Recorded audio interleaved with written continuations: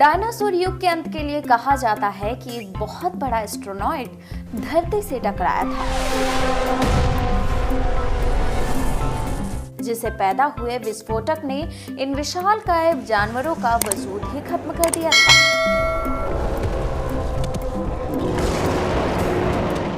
Dinosaur का अंत नई प्रजाति के लिए एक सुनहरा मौका लेकर आया था। वो प्रजाति थी मैमल्स की। मैमल्स यानी कि स्तनधारी जीव। उन्होंने खुद को इस महाविनाश से तो बचा लिया, क्योंकि जिंदा रहने के लिए ये जमीन पर रहने लगे थे और जिंदा रहने के लिए इन्होंने वो सब कुछ खाना शुरू कर दिया जिनसे कि ये जीवित रह पाते। इतने बड़े महाप्रलय के उजड़ने के बाद धरती धीरे धीरे सामान्य सी हो गई थी। धरती पर फिर से नए पेड़ पौधे उगने लगे थे और धरती पर जो 5% जीव बचे थे उनमें अडॉप्शन रेडिएशन की प्रक्रिया से नई प्रजातियों ने जन्म लेना शुरू कर दिया था। इयोसीन इपोक में लगभग 5.5 करोड़ साल पहले बंदर जैसी प्रजातियों ने जन्म लिया, जिनकी आंखें सर में आगे की तरफ थी। वहीं इसी काल में इनके सर के अंदर भी बदलाव हुआ और जो प्रजाति आई सीधे खड़े होकर चलने लगी। आज से लगभग 4 करोड़ साल पहले धरती में बदलाव होने शुरू हुए, जिससे कि धरती के 2 महाद्वीप आसपास आ गए। आपको बता दें कि ये वही भूभाग है जहां हम भारतीय आज रहते हैं, जो है इंडिया। वहीं उस दोनों महाद्वीप के टकराने से हिमालय जैसे पहाड़ भी बन चुके थे, जिससे आज हम दुनिया की सबसे ऊंची चोटी के नाम से भी जानते हैं। और इन्हीं ऊंची पर्वत मालाओं की वजह से धरती का मौसम भी बदलने लगा था, जिससे कि पृथ्वी ठंडी होने लगी थी और बना बर्फ।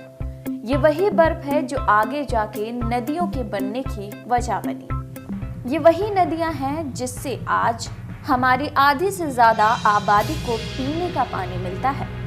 ओलिगोसीन इपोक में आज से 3 करोड़ साल पहले ग्लोबल कूलिंग हुई थी, जिससे कि घास के मैदान बढ़ने लगे और जंगल घटने लगे। तब ऐसे जानवर विकसित होने लगे जो खुले मैदान में सरवाइव कर सकते थे, और इन्हीं में वो बड़े जानवर भी शामिल थे जो इन छोटे जानवरों को खाकर अपना गुजारा किया करते थे। अब वो समय भी आ चुका था जब धरती का वातावरण पूरी तरह से बदल चुका था और ऑलमोस्ट सारे महाद्वीप आसपास आ चुके थे। लेकिन अचानक से फिर से धरती पर हलचल हुई, जिससे कि अफ्रीका के महाद्वीप पर ईस्ट अफ्रीकन रिफ्ट वैली नाम के पर्वत का जन्म हुआ। इस पर्वत के बनने से अफ्रीका के हरे भरे जंगलों में आने वाली मौसमी हवाओं का रुख ही पूरी तरह से रुक गया और इस वजह से यहाँ के जंगलों में बारिश भी बंद हो गई। और इसी जंगल में रहते थे द ग्रेट एप्स, जो हमारे काफी दूर के रिश्तेदार भी कहलाते हैं। इन्हें पैरोला पिथेकस भी बोलते हैं। आपको बता दें कि हमारे परिवार की शुरुआत इसी ऐप से हुई थी। ये ऐप्स पेड़ों पे रहते थे और फलों को खाते थे, किंतु इनका वजन इतना ज्यादा था कि ये एक डाल से दूसरे डाल पर आ जा नहीं सकते थे, बस पेड़ों के डाल पर ही उछल कूद किया करते थे। यही नहीं, ये चल भी सकते थे। आम धारणा के मुताबिक सीधे चलने की प्रथा जमीन पर नहीं बल्कि पेड़ों की टहनियों पर शुरू हुई थी, यानी 2 पैरों पर चलना इंसानों की नहीं बल्कि एप्स की ही खोज थी। धीरे धीरे ये एप्स जलवायु और जगह के अनुसार बदल गए। कुछ एप्स आगे जाकर चिंपैंजी और गोरिल्ला में विकसित हो गए और कुछ इंसानों में।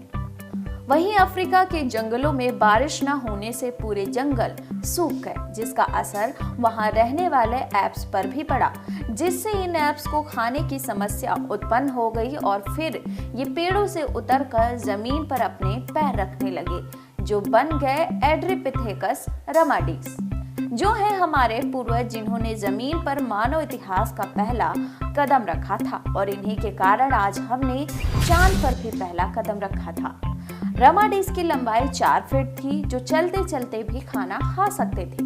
हालांकि ये 2 पैरों पर चलते थे, जिससे कि ये दूर दूर तक नजर भी रख सकते थे। समय के साथ साथ इनकी विकास की प्रक्रिया भी चली और आज से लगभग 23 लाख साल पहले हमारे पूर्वजों का दिमाग काफी बड़ा हुआ करता था, जिन्होंने पहली बार पत्थर का इस्तेमाल किया था। और उन्होंने जैसे जैसे पत्थर का इस्तेमाल किया, वो पत्थर घिसता गया और बन गया एक धारदार पत्थर, जिससे कि उन्होंने अपना हथियार बनाया। उसी धारदार हथियार से उन्होंने हजारों ऐसे काम किए जिससे कि नॉर्मल पत्थर से संभव नहीं था।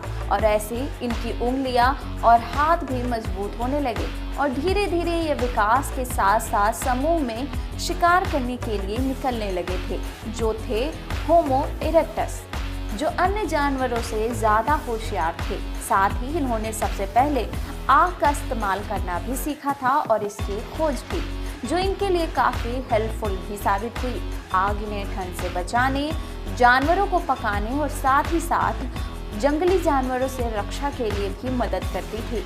मांस को पकाकर खाने से इनकी ऊर्जा कम खर्च होने लगी और सारी बची हुई ऊर्जा उनके दिमाग में जाने लगी, जिससे कि एक इंसान की उत्पत्ति हो गई, जिनमें लैरिंग्स भी बनी, जिससे हमने बोलना शुरू कर दिया और पहली बार कोई जानकारी एक पीढ़ी से दूसरी पीढ़ी तक पहुंचने लगी। यही वो आखिरी स्टेप था जिससे विकसित होकर हम और आप बने, यानी कि होमो सेपियंस बने। करीब 1 लाख साल पहले इंसान कहीं भी आ जा सकता था। हमारे पास फुर्तीले हाथ और प्राचीन हथियार थे, जिससे कि वो दूर दूर आने जाने लगे। उनके ऐसे दूर दूर जाने से बहुत बड़ा बदलाव आया, जिससे कि हम एक महाद्वीप से दूसरे महाद्वीप पर रहने लगे। वहीं करीब 1000 साल पहले इंसान पहली बार यूरोप पहुंच गए। कभी ठंड तो कभी गर्मी, हर माहौल में हमने खुद को ढाल लिया। हर तरफ हमने अपनी दुनिया बसा ली और जैसे जैसे जगह बदले, हमारा चेहरा, रंग और बाल सब बदलने लगे। हमने अपनी आवश्यकता के हिसाब से जानवरों को भी पालना शुरू कर दिया। उसके बाद हमारी सभ्यता और संस्कृति का भी जन्म हुआ। हमने विज्ञान और गणित का भी इस्तेमाल किया, जिससे हमें ऊर्जा के नए नए तकनीक भी मिलने लगे। और ये है हमारा समय, और अब हम पूरी तरह से विकसित हैं। आपको हमारी ये वीडियो कैसी लगी, हमें कमेंट बॉक्स में जरूर बताइएगा। अगर अभी तक मेरा चैनल जीके क्विज सब्सक्राइब नहीं किया है तो जल्दी से सब्सक्राइब कर दो। धन्यवाद, मिलते हैं अगले वीडियो में।